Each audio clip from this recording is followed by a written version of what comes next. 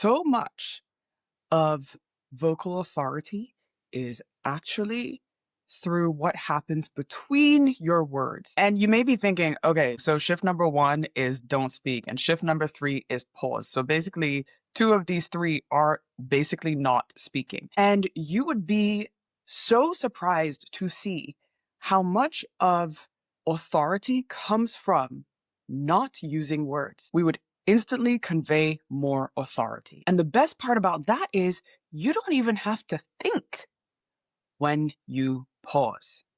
It's a win-win.